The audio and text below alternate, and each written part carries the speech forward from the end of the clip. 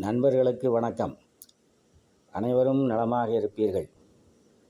எனது ஜோதிட ஆசானும் எனது தந்தையுமாகிய கோவில்பட்டி திரு கே சங்கரன்பிள்ளை அவர்களையும், ஜோதிட மாமேதை ஜோதிட கலையரசு ஐயா ஆதித்ய குருஜி அவர்களையும் வணங்கிக் கொண்டு, இப்பொழுதே பாதகாதிபதியின் கெடுபலன்கள் மற்றும் பல விதிகள் இதை பற்றி ஒரு உதாரண ஜாதகத்துடன் பார்க்கப் போகின்றோம். இந்த ஜாதகர் தன்னுடன் படித்த பெண்ணை காதல் திருமணம் செய்கிறார். திருமணம் முடிந்து 2 வருடங்களில் மனைவி தீ விபத்தில் மனைவியை இழக்கிறார். 1 வயது ஆண் குழந்தையும் மனைவி வழி சொந்தங்கள் கொண்டு செல்ல ஆண் குழந்தையையும் பிரிகிறார். இன்று வரை குழந்தையை பார்க்க முடியாத அளவிற்கு குழந்தையை வெகு தூரம் கொண்டு சென்று விட்டார்கள். இது எவ்வளவு பெரிய கொடுமை, பெருத்த மன வேதனைக்குரியது அல்லவா? தீ விபத்தில் மனைவியை காப்பாற்றப் போய் இவருக்கும் பலத்த காயம் ஏற்பட்டு மிகவும் சிரமப்பட்டிருக்கிறார்.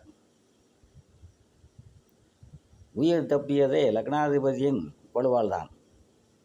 ஒவ்வொரு ஜாதகத்திலும் வித்தியாசமான அம்சங்கள், வித்தியாசமான விதிகளை காண முடிகிறது.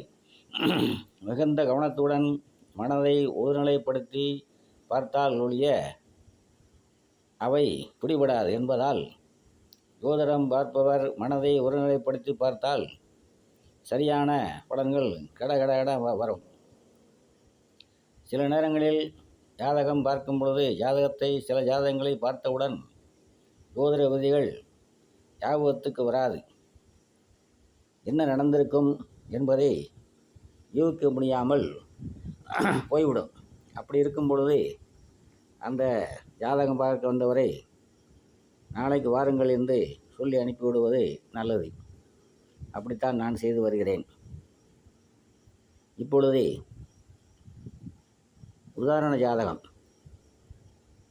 ஜாதகர் பிறந்த தேதி 17/11/1967 அதிகாலை 1:30 மணிக்கு தூத்துக்குடி மாவட்டம் ஓட்டப்பிடாரம் என்ற ஊரின் அருகில் உள்ள ஊரில் பிறந்துள்ளார். சிம்ம லக்கணம். லக்கணத்தில் வியாழன், 2இல் சுக்கிரன், 3இல் புதன் கேது, 4இல் சூரியன், 5இல் செவ்வாய், 8இல் சனி, 9இல் சந்திரன் ராகு.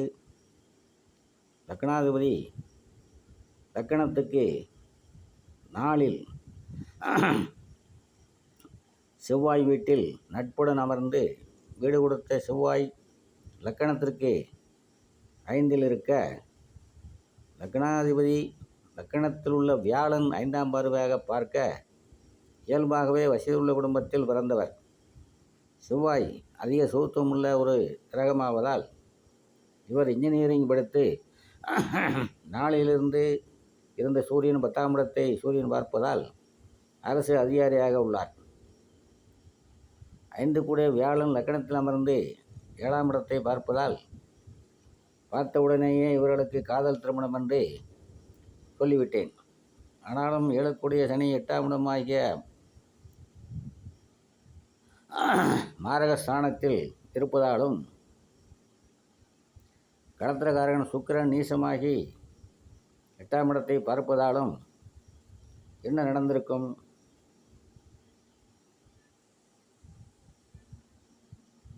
மாரகம் உண்டாகும். எப்படி மாரகம் ஏற்படும்? 7 கூடிய சனி தன் வீட்டிற்கு 2இல் 7 கூடிய சனி தன் வீட்டிற்கு 2இல் அமர்ந்து அந்த சனியை செவ்வாய் 7ஆம் இடத்திற்கு 3-8 கூடிய செவ்வாய் 7ஆம் வீட்டிற்கு 3-10 கூடிய செவ்வாய் நெருப்பு கிரகமாகி நெருப்பு ஸ்தானமான தனுசிலிருந்து 4ஆம் பார்வையாக சனியை பார்ப்பதால் தீ விபத்தில் மரணம். இதில் ஜாதகருக்கும் மனைவியை காப்பாற்றப் போய் பெருத்த தீக்காயம் ஏற்பட்டது. லக்கணத்திற்கு பாதகாதிபதி செவ்வாய் 8ஆம் இடத்தை பார்ப்பதாலும் லக்னாதிபதிக்கு 2இல் இருந்து லக்னாதிபதி நின்ற வீட்டிற்கு 8ஐ பார்ப்பதாலும் ஜாதகருக்கும் பலத்த தீக்காயம் ஏற்பட்டது. பாதகாதிபதி செவ்வாய் 5இல் அமர்ந்ததால் குழந்தை பிறந்த பின்பு இத்தகைய பாதகத்தை ஏற்படுத்தினார் என்று சொல்லலாம்.